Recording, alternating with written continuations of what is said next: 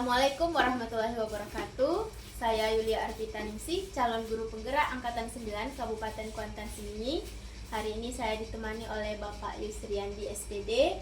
Beliau adalah kepala sekolah di SD Negeri 008 Sukaraja, Kecamatan Logas Tanah Darat, Kabupaten Kuantan Sengingi.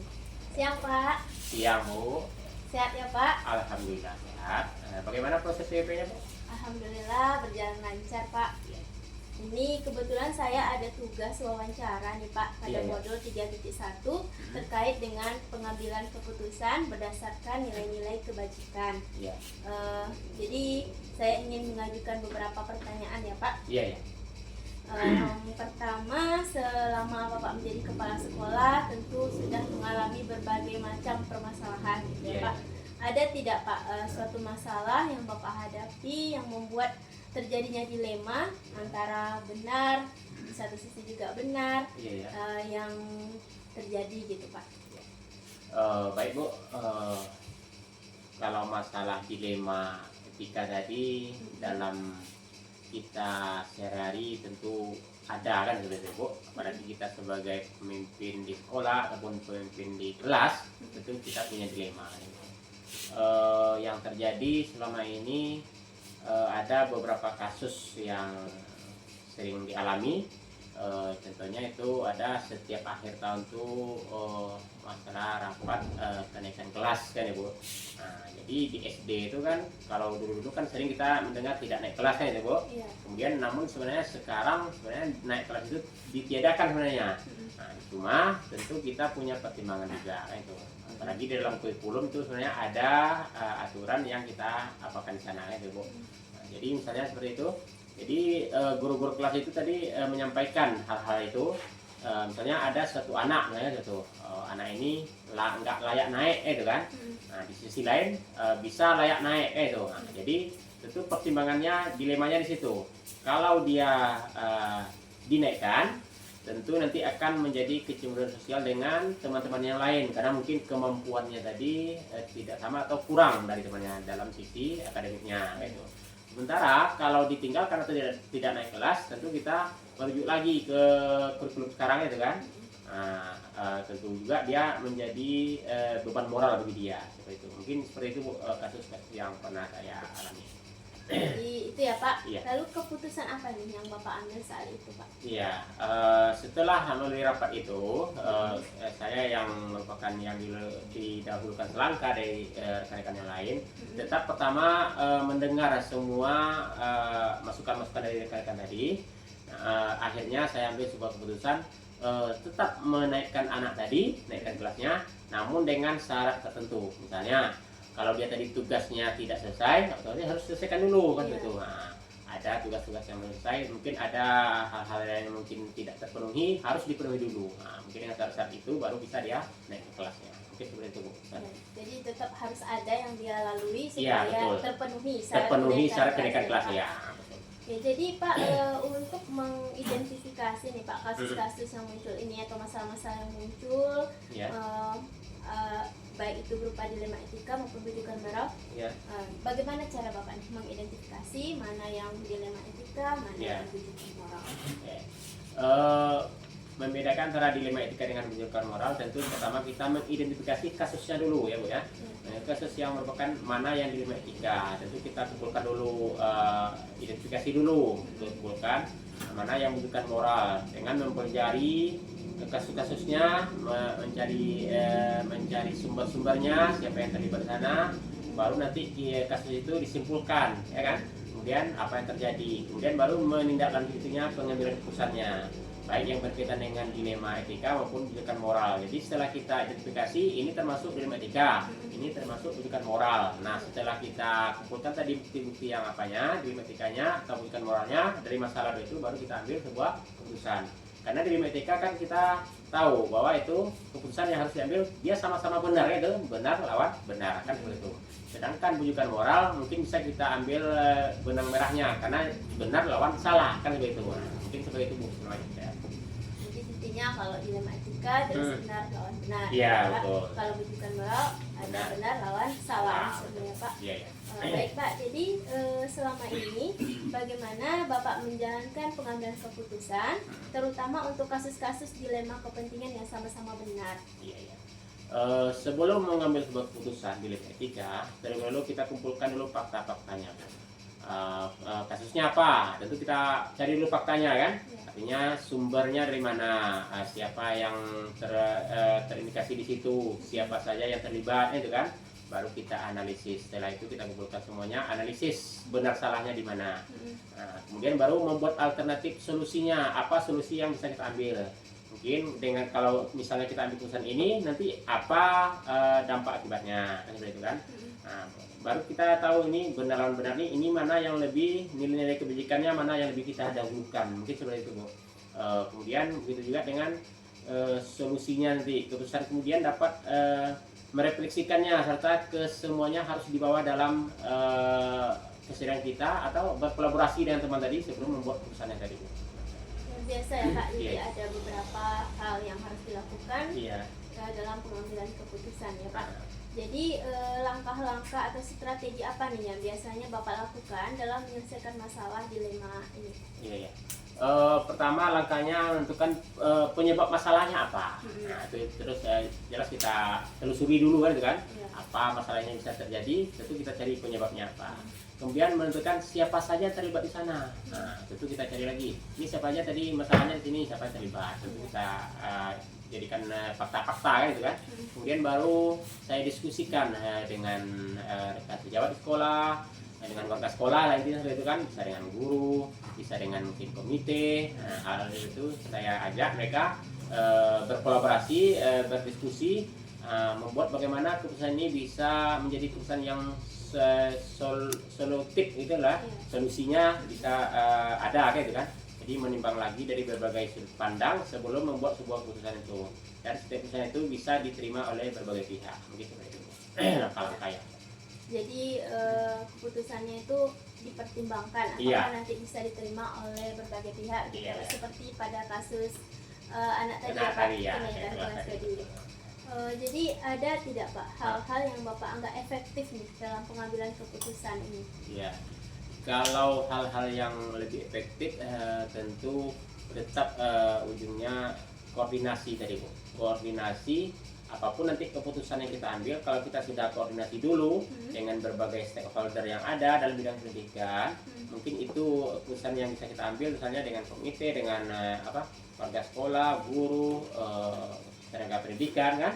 Nah, begitu juga dengan orang tua wali murid. Nah, baru kita ambil keputusan. Mungkin itu yang lebih efektif menurut saya. Jadi kita mengambil keputusan itu bisa kita bertanggungjawabkan setelahnya. Jadi butuh kolaborasi dari Kolaborasi. berbagai pihak Iya, ya Pak, iya, Ya, supaya keputusannya bisa dipertanggungjawabkan. Betul. Gitu. Jadi baik Pak, nih adakah yang menurut Bapak merupakan tantangan Iya. dalam pengambilan keputusan pada kasus-kasus dilema etika ini Pak? Tantangan tentu ada ya Bu ya. Setiap kita berkeputusan itu sebenarnya tantangannya jelas ada. Jangankan kita di sebuah pimpinan semua sekolah, di rumah aja kita punya tantangan kan ya Bu ya. Nah, jadi tantangannya jelas. Jadi kita sebelum itu kalau kita sudah berkoordinasi, berkolaborasi tadi dengan apa-apa, jadi tantangan itu mungkin kalau seandainya besar mungkin akan lebih meminimalisir kan seperti itu Bu kalau tantangannya. Jadi tantangan tetap harus kita terima, tetapi sebelum kita membuat sebuah keputusan tadi kan kita sudah berkoordinasi dengan berbagai pihak. Jadi tantangannya seperti itu. Apapun tantangannya siap diterima dengan keputusan-keputusan yang kita ambil. Tantangannya apa ya? Jadi kalau dalam kasus anak yang tidak naik kelas tadi, ada nggak Pak tantangannya? Kan ada dilema tadi. Iya ya. Kalau itu tantangannya mungkin dari orang tua Bu. Tentu orang tuanya nanya nih, Iya. ini apa alasannya? Tentu tantangan seperti itu. Tentu kita dengan penjelasan kita tadi, dengan mengajak tadi pihak komite, nah tentu kita dengan penjelasannya yang ada, itu kan, dengan kita dasar kita, tadi kalau memang seandainya tidak menaikkan kelasnya itu kan. Tapi kalau tadi keputusan kami kan menaikkan kelas, otomatis dengan menaikkan kelas dia tentu punya tugas-tugas yang harus dipenuhinya. Nah kan itu kan. Jadi tantangannya tentu dia kita sampaikan sama orang tuanya ini harus anak ibu selesaikan dengan syarat ini baru bisa dinaikkan dengan kelasnya. Itu mungkin Bu. Jadi harus memberikan pemahaman. Iya, pemahaman lainnya. Ya. Kalau tantangan ke siswa yang lainnya ada nggak tidak?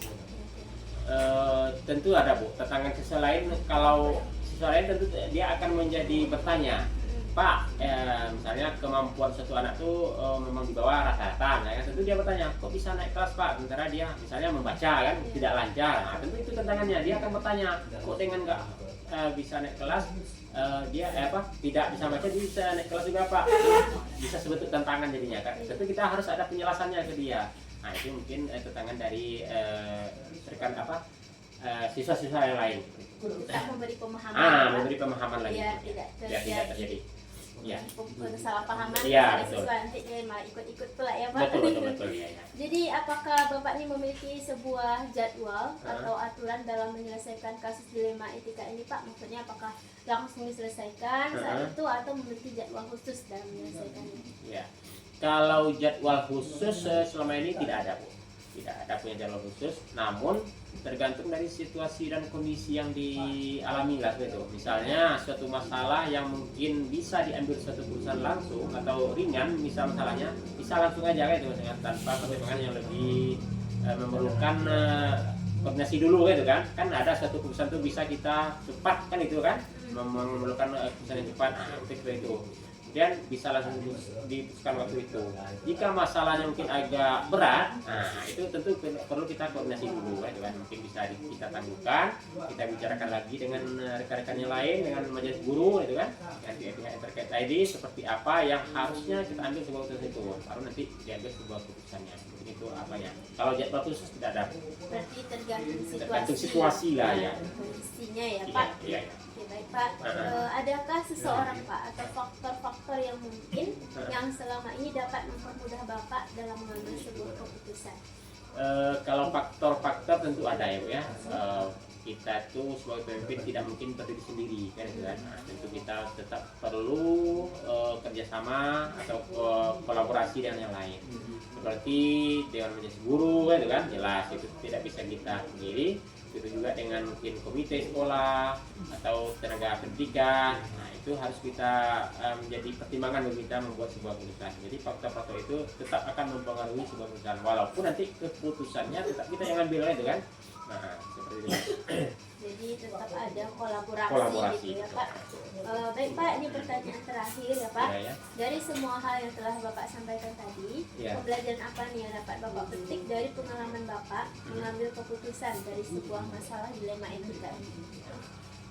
Dari selama ini setiap saya mengambil keputusan karena sudah berkoordinasi, berkolaborasi kan itu kan, saya menjadi lebih bijak dalam mengambil keputusan itu, karena kita mengambil sebuah keputusan itu tidak berdasarkan pemikiran kita saja, karena sudah kita saling koordinasi tadi kan, kita tentu menerima masukan kan itu kan, masukan dari rekan guru kan itu kan, masukan dari kawan-kawan yang lain atau dari sama-sama kepala sekolah. Nah jadi baru kita mengambil sebuah keputusan. Jadi itu menjadi lebih bijak dalam keputusan, sehingga keputusan yang diambil tadi bisa diterima oleh banyak pihak dan bisa saya pertanggungjawabkan dengan aturan-aturan yang ada. Begitu pengalaman yang bisa diambil. Luar biasa Pak. Dari apa yang Pak sampaikan, saya juga mendapatkan banyak pelajaran bagi saya ya Pak, bagaimana cara mengambil keputusan jika menjadi seorang pemimpin. Terima kasih banyak Pak atas waktunya dan kesediaannya telah mau menjadi narasumber dalam wawancara saya.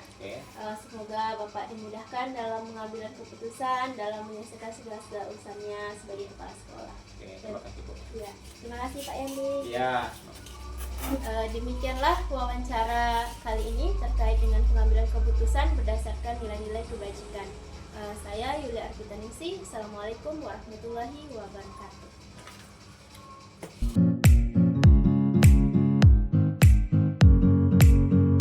Assalamualaikum warahmatullahi wabarakatuh. Kembali lagi bersama saya Yulia Arpitaningsih, calon guru penggerak angkatan 9 Kabupaten Pantang Sini. Kali ini saya ditemani oleh Ibu Kepala Sekolah saya, Ibu Yuniati SSMPD. Kami akan melakukan wawancara berkaitan dengan pengambilan keputusan yang terkait dengan nilai-nilai kebijakan. Selamat siang Ibu. Selamat siang ini ya. Terima kasih ya Bu sudah meluangkan waktunya Iya, untuk wawancara hari sama-sama. ini. Ini Bu, saya ada tugas berkaitan dengan pengambilan keputusan dari modul 3.1 calon guru penggerak. Jadi Jule ingin menanyakan beberapa pertanyaan ya Bu. Yang pertama, jadi selama Ibu menjadi kepala sekolah di SMP Negeri 13 Tanah Darat ini, ada tidak Ibu mengalami permasalahan yang dalam mengambil keputusan itu menjadi dilema, di mana satu sisi benar, kemudian sisi lainnya benar? Iya. Karena namanya kita di dunianya anak-anak siswa gitu kan, tentu banyak dari kasus-kasus anak juga yang kita temukan di sekolah ini, yang mana berbenturan dengan tadi, yang baik sama-sama baik, yang harus kita kita pertimbangkan seperti itu. Itu ada kasus yang memang dibilang berat, memang berat juga, karena kita harus memanggil siswa seperti itu. Contohnya yang sudah jelas-jelas dia sering tidak hadir, banyaknya alfa yang dikumpulkannya, kemudian nilainya tentu dia tidak ada gitu kan. Jadi sementara nanti kita mau ujian, kita memang kita harus panggil anak itu, kita beri kesempatan dia mengikuti ujian seperti itu. Jadi di sisi lain dia memang mungkin dia tidak sekolah karena dia mencari mencari uang, karena dia mungkin jadi tulang punggung keluarga gitu. Tetapi ketika dia harus mengikuti ujian, ya kita juga yang memberikan kesempatan kepada siswa tersebut seperti itu. Jadi ada dilema ya Bu, di mana anak ini harusnya sudah harus pindah dari sekolah, kita itu kan kita memberikan surat pindah seharusnya gitu kan, karena melihat poinnya tadi sudah cukup berat gitu. Jadi tapi karena tadi banyak pertimbangan, jadi kita panggil, kita kasih kesempatan dia ikut ujian seperti itu. Jadi ada Bu, dilema di situ ya? Ya, seperti itu, mengambil keputusannya memang susah juga gitu. Tapi ya itu tadi, kita tetap gitu ambil keputusan Saya Bu, demi masa depannya anak demi tersebut. masa depan. Ya. Oke, jadi dari sini Bu, bagaimana selama ini menurut Ibu sendiri, bagaimana Ibu dapat mengidentifikasi kasus-kasus yang muncul di sekolah ini, mana yang berupa dilema etika dan mana yang berupa bujukan moral, mengidentifikasi? Iya, karena sama-sama posisinya baik gitu kan, kita mungkin tidak bisa memaksakan anak itu ketika dia memang tidak hadir karena dia menjadi tulang punggung itu. Kita tidak memang itu salah satu upaya dia untuk menghidupkan keluarga. Kemudian kalau dia memang waktunya ujian, ya kita beri kesempatan, itu kan sama-sama baik. Itu mungkin yang termasuk dilema etika gitu. Tetapi kalau sudah berhubungan dengan hukum atau apa gitu, itu yang berat, berarti kita termasuk dalam wujudan moral tadi gitu kan, karena ada kita harus menghadapi hukum yang memang susah kita menghindarinya seperti itu kan. Kalau masih etika tadi tadi bisalah kita selesaikan di sini gitu, di sekolah sendiri. Baik Bu, jadi berkaitan dengan hukum ya, dan apakah tidak gitu ya Bu. Iya. Jadi Bu, bagaimana selama ini Ibu menjalankan pengambilan keputusannya, terutama untuk kasus-kasus dilema kepentingan yang sama-sama benar atau mengandung nilai-nilai kebajikan?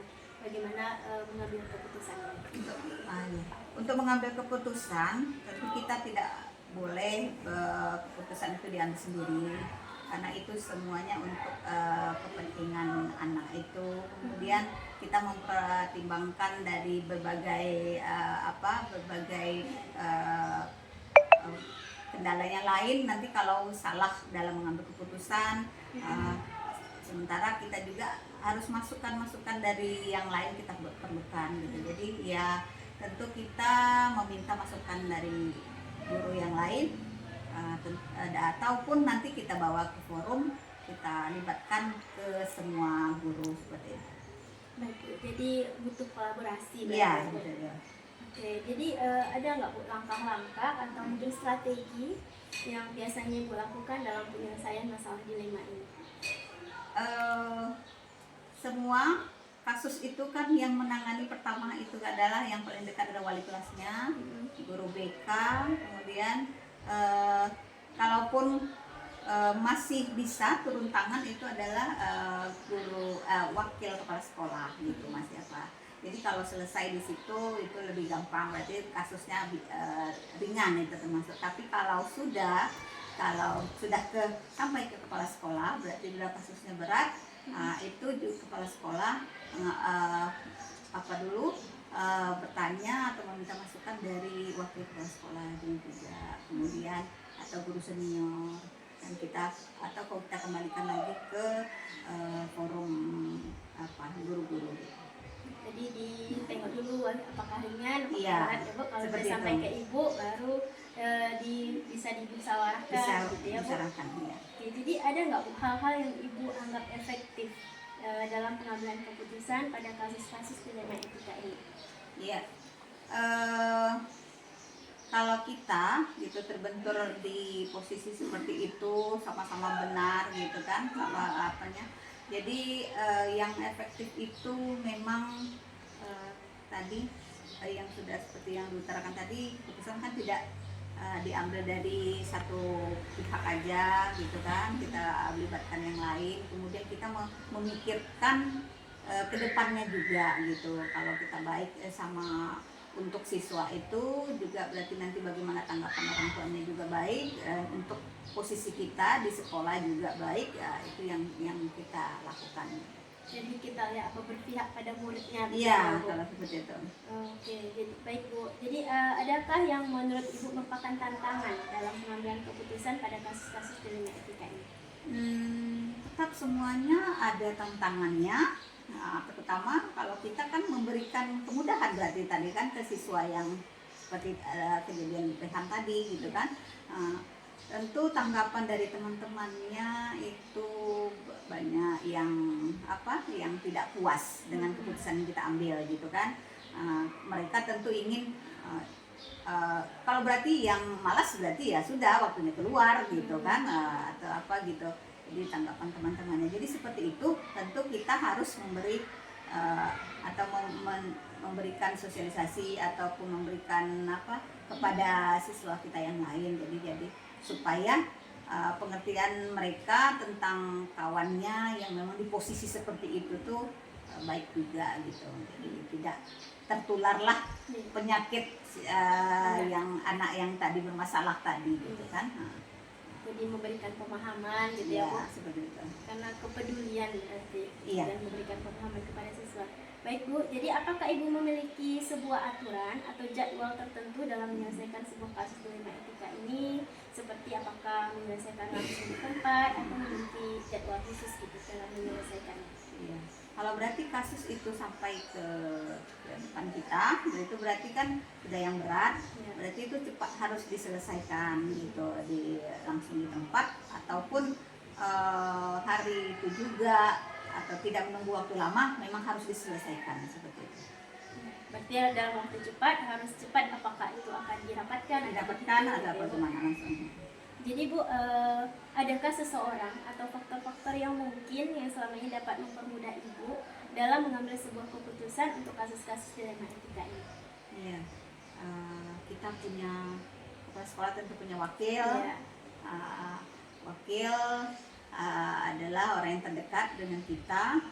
Jadi kita meminta masukan dari wakil ataupun guru senior yang selama ini kita anggap yang selama ini dekat dengan kita, dapat memberikan masukan terlebih dahulu gitu kan. Jadi seperti itulah orang-orang yang termasuk tadi itu yang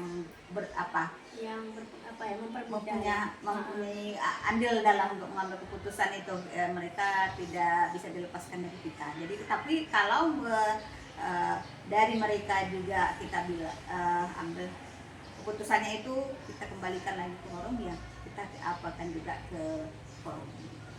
nanti ada masukan-masukan dari Iya, Ibu senior ya Bu.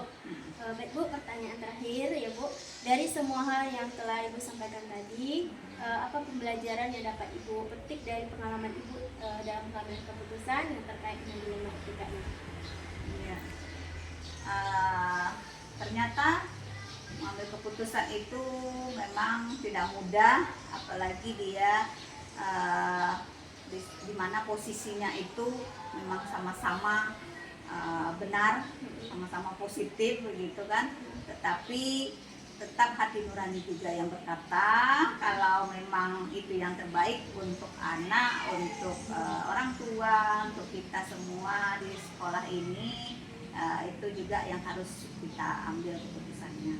Jadi tetap hati dari hati nurani itulah yang dilakukan. Jadi luar biasa ya Bu, dilihat apakah itu baik untuk semuanya atau tidak. Iya, gitu ya, Bu. seperti itu. Ya, terima kasih Bu atas Iya. kesempatannya sudah mau bersedia menjadi narasumber dalam wawancara ini. Terima kasih banyak ya Bu. Iya, sama-sama.